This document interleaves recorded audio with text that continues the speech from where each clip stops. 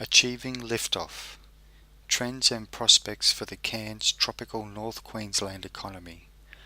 A presentation to the Cairns Chamber of Commerce by Bill Cummings, Cummings Economics. As everyone knows, the strong downward movement in the Australian dollar has sparked off a resurgence of domestic and international tourism to the Cairns region. The latest figure for overnight visitor expenditure indicate that compared with a few years ago, tourism has been pumping something over $700 million a year into the local economy, an increase of the order of 28%. However, contrary to many people's expectations in the community, this has not been translated through to commensurate increases in employment and other indicators like construction activity.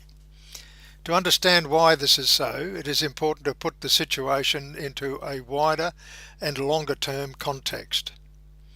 The first point is that this tropical North Queensland region, tourism directly accounts for about 16% of employment, and with short-term flow-on effects about 23%.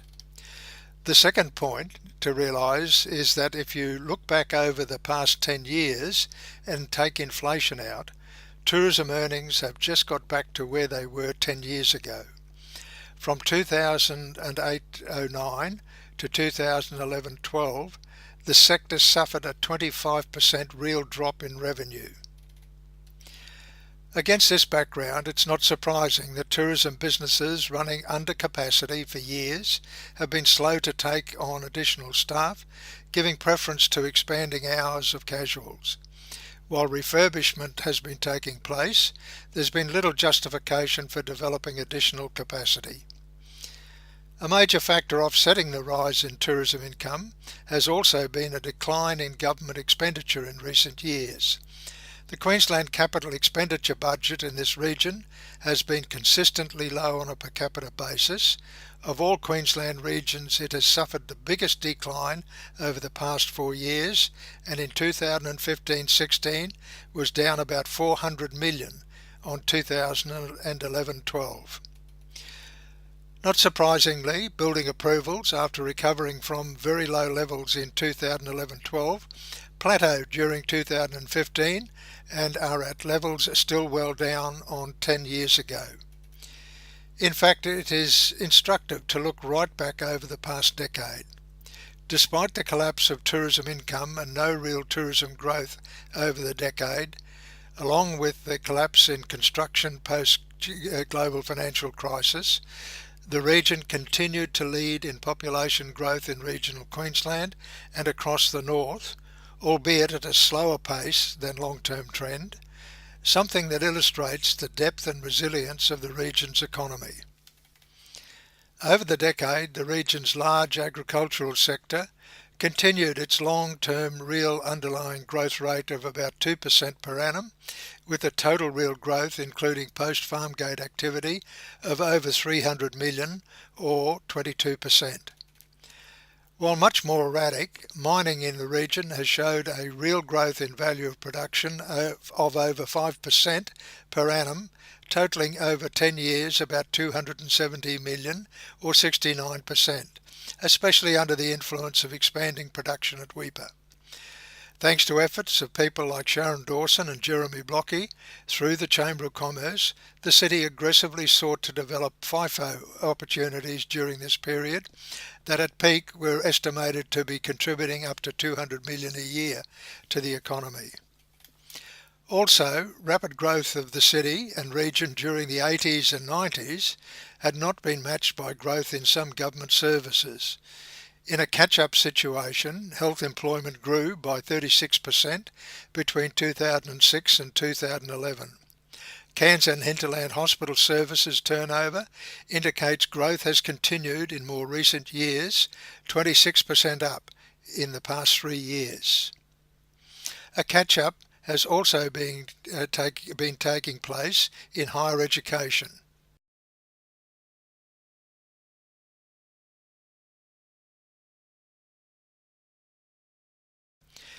Against this background of resilience and continuing growth, we can look forward with some confidence. Unlike the past period, there are prospects of all major elements of the economy increasing. Outside earnings, that's regional exports, investment, that's construction, household consumption, and government expenditure with a question mark. For regional exports, prospects across the major sectors are broadly positive.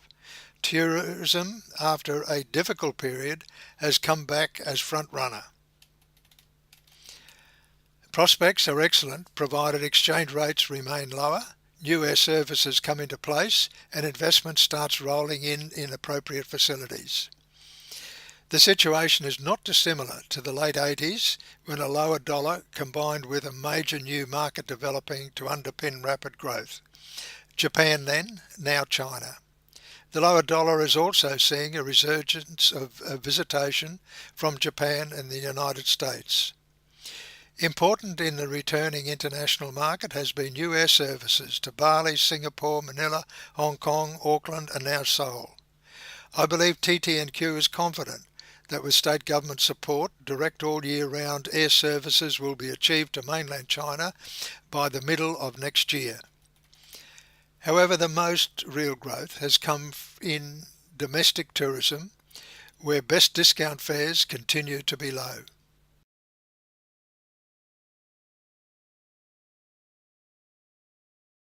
The region is continuing to tap into non-core tourism markets.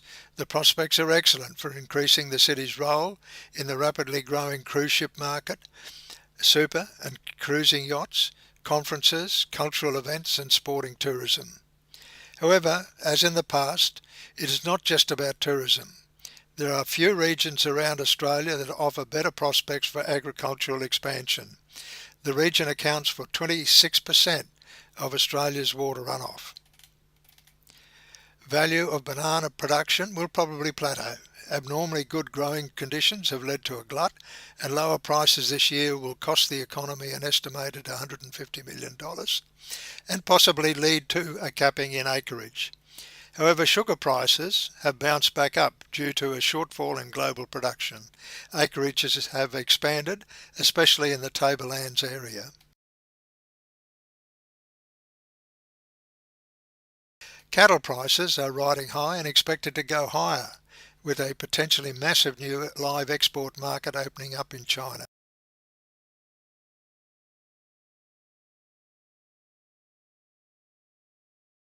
Tablelands agricultural production data indicates the degree to which production has been continuing to grow and diversify.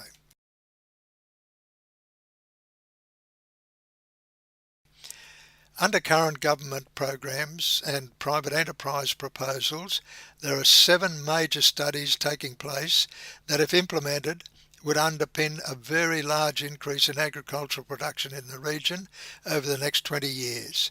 However, almost all projects are dependent on the current Queensland Government's tree clearing law proposals not being implemented, on water allocation policies, and development of suitable infrastructure including roads, ports and airport-export handling facilities. The picture in mining is mixed. Some existing mines have been scaled back or closed operations due to low prices.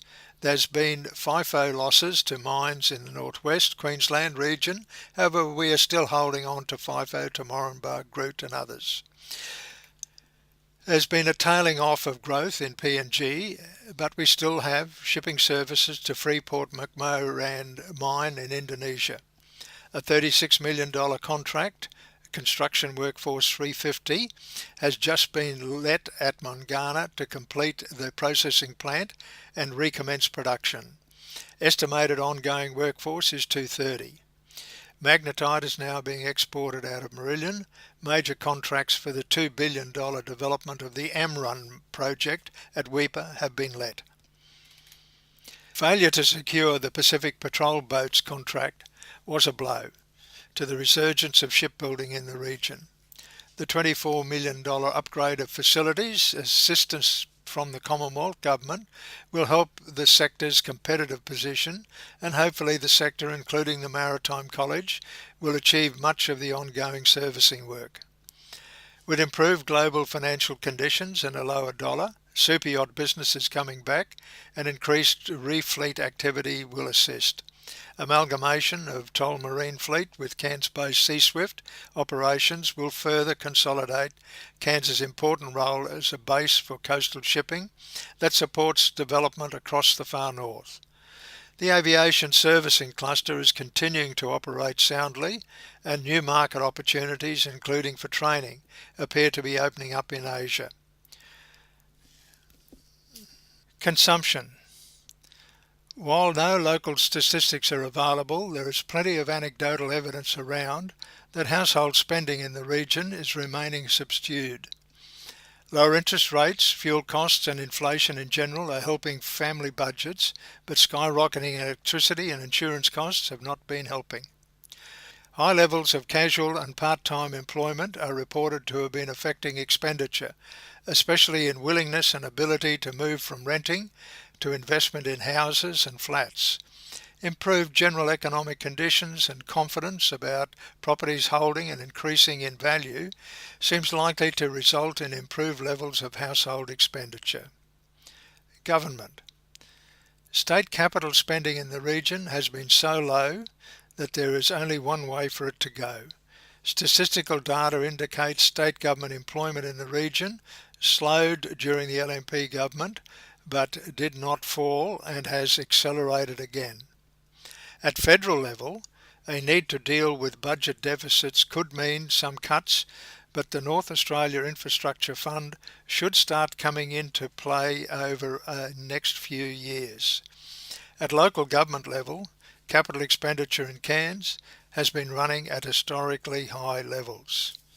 And this brings us to construction, the traditionally volatile element in the economy, and essential to any lift-off back to long-term growth averages.